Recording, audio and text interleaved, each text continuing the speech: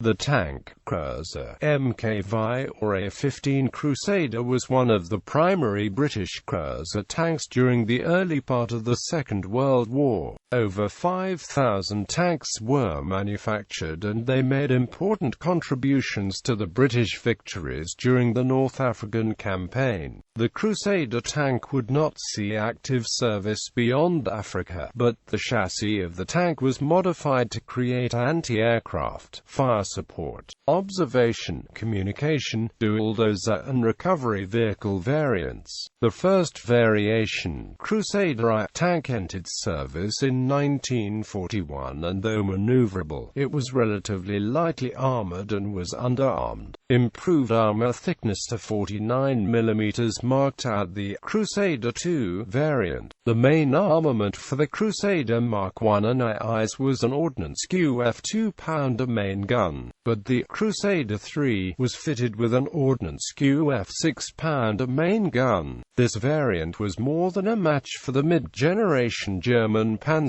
III and Panzer IV tanks that it faced in combat. As part of the 1st Armored Brigade, the Crusader was to prove vital during the Battle of El Alamein at Tobruk and in Tunisia, retained in service because of delays with its replacement. By late 1942, to the lack of armament upgrade plus reliability problems due to the harsh desert conditions and the appearance of Tiger I heavy tanks among the German Afrika Corps, saw the Crusader replaced by US-supplied M3 Grant and then by the Sherman medium tanks.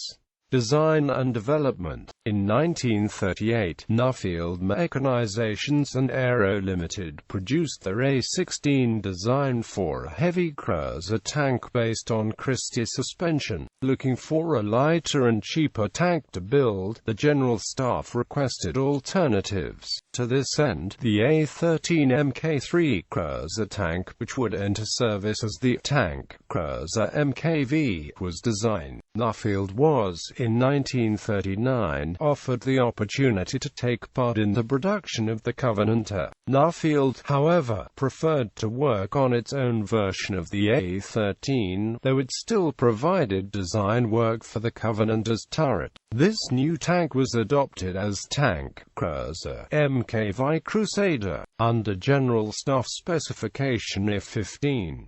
Although Crusader is often referred to as an improved version of the Covenanter, in fact it was a parallel design. Both tanks were ordered off the drawing board, without building prototypes first. Despite a later start, the pilot model of the Crusader was ready 6 weeks before the first Covenanter. Unlike earlier Christie cruisers that were built with 4 road wheels, Crusader had 5 road wheels each side to improve weight distribution in a tank that weighed almost 20 tons instead of the 14 tons of the previous cruisers. The 32 in diameter wheels were of pressed steel with solid rubber tires. The hull sides were built up of 2 separated plates, with the suspension arms between them. It had a different engine from the Covenanter, different steering system and a conventional cooling system with radiators in the engine compartment. At the left side of the front hull, a place occupied by the engine radiator in the Covenanter, was mounted a small hand-traversed auxiliary turret, armed with a BES machine gun.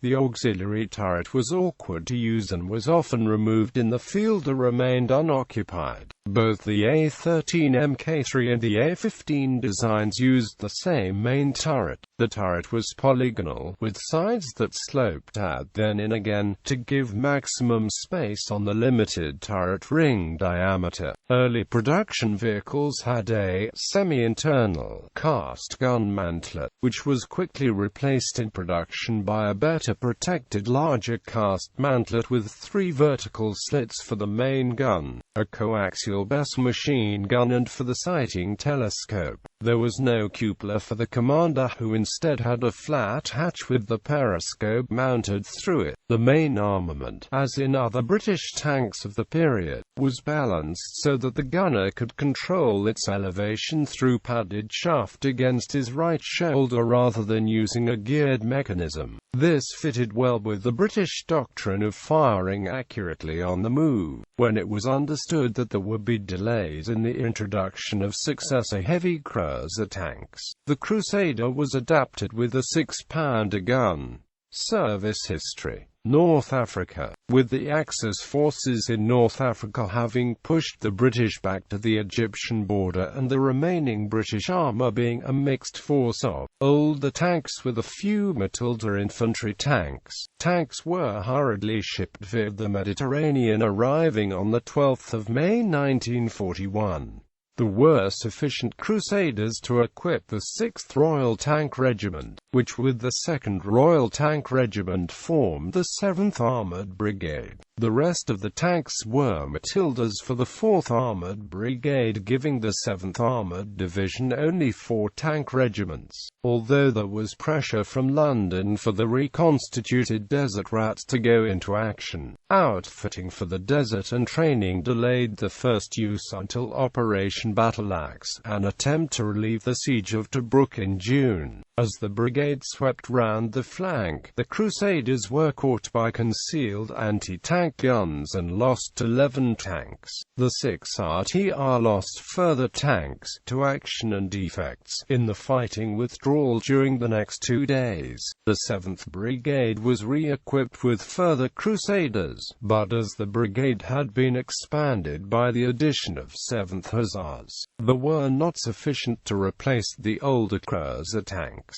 The 22nd Armoured Brigade, effectively an advance force of the 1st Armoured Division, comprising 3 inexperienced yeomanry units equipped with Crusaders, transferred to North Africa to bring the 7th Armoured up to 3 brigade strength. The 8th Hussars was added to the 4th Armoured Brigade, but these had to be equipped with M3 Stuart light tanks as there were still insufficient cruisers. The 22nd was able to take part in Operation Crusader in November 1941. In Operation Crusader, the 2 British corps were disposed such that they could not support each other, but it was expected that, as the British outnumbered the German and Italian forces in tanks, the tank-against-tank battles would be decided in their favour. However, in the resulting encounters, Rommel did not put his tanks en masse into action against the British ones, and the large numbers of German anti-tank guns working offensively with the tanks and infantry proved effective. The Germans had a few 88mm guns, but were mostly equipped with the Pak-38, a long-barreled 50mm gun, with a range of 1,000 yards. This superiority in quality and tactical deployment of anti-tank guns was to be a feature of the Afrika Korps throughout the Desert War. The Crusader's 2-pounder gun was as effective as the short-barreled 50mm of the Panzer III, although it was outranged by the short-barreled 75mm of the Panzer IV. Although the Crusader was faster than any tanks it opposed, its potential was limited by relatively light QF 2-pounder gun, thin armor and mechanical problems.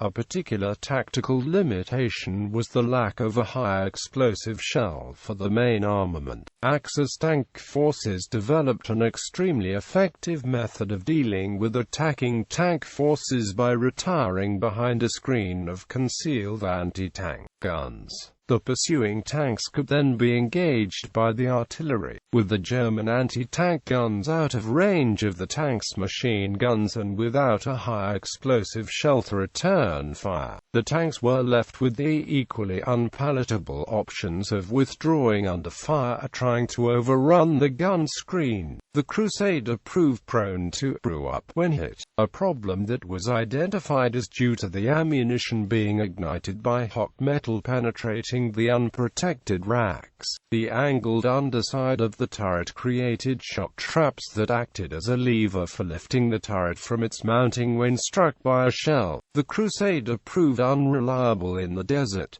This started with the transport from the UK to North Africa. Poor preparation and handling caused problems that had to be rectified before they could be passed to the regiments, and ate into the supply of spare parts. Once in use, the sand caused erosion in the cooling system, and the stresses of hard cross-country travel caused oil leaks in the engine blocks. Since there were few tank transporters or railways in the desert, the tanks had to travel long distances on the tracks, causing further wear. By the end of 1941, there was only one brigade, the 2nd, which was operating with only Crusaders. In March 1942, US-built Grant medium tanks arrived and replaced one in 3 Crusader squadrons, while the inclusion of the Grant with its effective 75mm gun gave better firepower against anti-tank guns and infantry. They were slower, limiting the Crusaders when they had to operate together. From May 1942, the Mk3 were delivered. Of the 840 tanks available to the British, 260 were Crusaders. The German tanks they were facing were improved types with improved frontal armor, which caused 2-pounder shot to shatter rather than penetrate. As part of British deception operations, Crusaders could be issued with sunshade, which was a metal framework with canvas covering that disguised the tank as a lorry to German aerial reconnaissance. Dummy tanks were also deployed. Later in the campaign, shipping was improved. Nuffields put an engineering team in Egypt, and crews were better at preventing problems. But the reputation of the Crusader could not recover. After Montgomery took over command, the imbalance between British and German armor was redressed by better control and the addition of more American-supplied Grant and Sherman tanks. The Crusader was replaced in the main line of battle and used for light squadrons, trying to flank the enemy when it engaged the heavier units. The Australian 9th Infantry Division operated Crusaders for reconnaissance and liaison. The British First Army landed as part of the Allied operations in Tunisia. Some of its units were using the Crusader, and these saw action from 24 November. These were not solely Crusader regiments, but mixed Crusader and Valentine tanks within each squadron. 2 troops were Crusader IIs and there were Crusader IIcs attached to the squadron HQ. These units of the 26th Armored Brigade were used as an independent armored column blade force with the 78th Infantry Division. The operations of Blade Force were on terrain different from the desert of the earlier campaigns, and the fighting took place with smaller numbers of vehicles. These actions were similar to what would be seen later in Europe. The First Army converted to Shermans during the Tunisia campaign, but Crusaders remained in use with the 8th for longer. The last major actions for Crusaders were the Battle of the Muret Line and the Battle of Wadi Akarit. The North Africa Campaign finished shortly after. Other use after the completion of the North African Campaign, the availability of better tanks, such as the Sherman and Cromwell, relegated the Crusader to secondary duties, such as anti-aircraft mounts or gun tractors. In these roles, it served for the remainder of the war. The Crusader, along with the Covenant-equipped regiments at home. A Crusader bulldozer was developed, but not used operationally. One of these bulldozer tanks was converted for removing munitions following a fire at Royal Ordnance Factory Kirby. The Crusader anti-aircraft guns were designed for use in northwest Europe. However, with the Allied domination of the air, they were largely unneeded and the AA troops were disbanded. The Crusader gun tractors operated with 17-pounder regiments attached to armored divisions and with 12th Corps. One Crusader was used for testing the 600-horsepower Rolls-Royce Meteor engine. The increased horsepower over the standard Liberty engine, giving a maximum speed in excess of 40 miles per hour. Variants. Crusader I original production version. The auxiliary turret was often removed in the field, eliminating the hull machine gunner position. Crusader ICS mounted a 3-inch howitzer in the turret instead of the 2-pounder. Crusader II. The Crusader II had increased armor on hull front and turret front. As with the Mk2, the auxiliary turret was often removed. Crusader II CS mounted a 3-inch howitzer in the turret. Command tank version existed with dummy gun and 2 No.19 radios.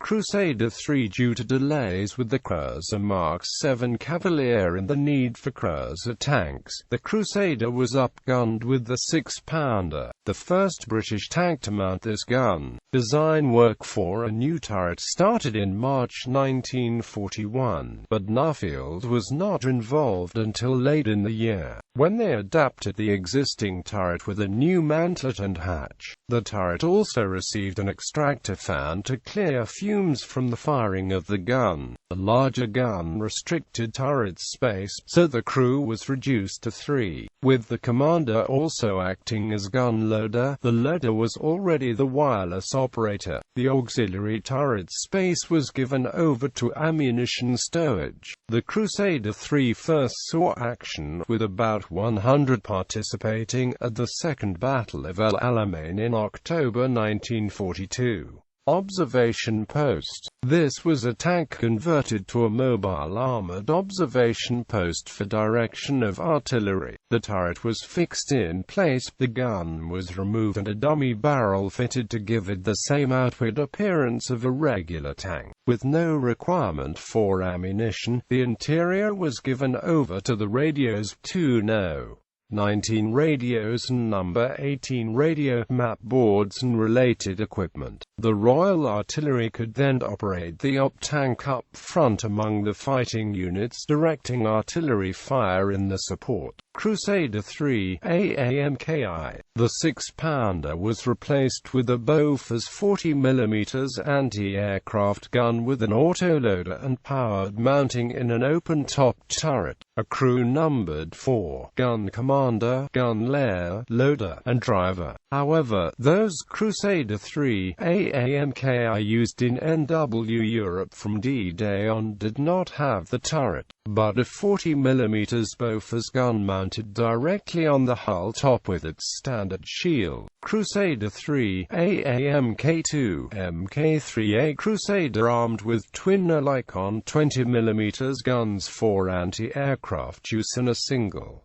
303 Vickers machine gun. The Mk3 only differed from the Mk2 by the position of the radio, which was moved to the hull in order to free some space inside the turret. A variation with triple Olicons was produced in very limited quantities, due to Allied air superiority over the battlefields of northwest Europe. None of the AA versions saw much action against aircraft, but a few, especially with the Polish Armored Division, were used against ground targets. Crusader II. Gun Tractor Mki. The Crusader gun tractor came out of a need for a vehicle to tow the heavy QF 17-pounder anti-tank gun. It was a Crusader tank hull with a simple boxy superstructure replacing that of the gun tank. The 14mm thick structure protected the driver and the gun crew of 6.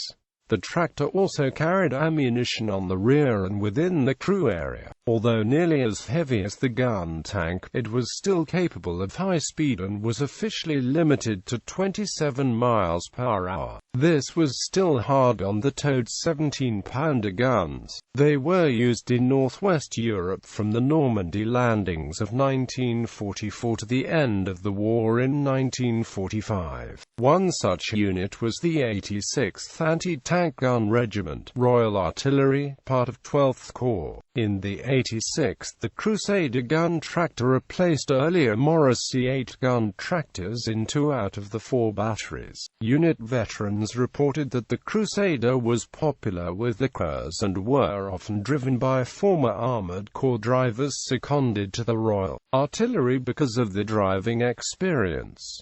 86th veterans claimed that they removed the governors that normally limited tank speeds, thus adapted. They credited an empty Crusader with speeds up to 55 miles per hour and claimed to be able to outrun military police motorcycles, which were limited to a wartime speed of just 50 miles per hour due to low-grade petrol. Some vehicles were also used by battery commanders as armored command and reconnaissance vehicles. Crusader ARV-Mk armored recovery vehicle based on turretless Crusader hull.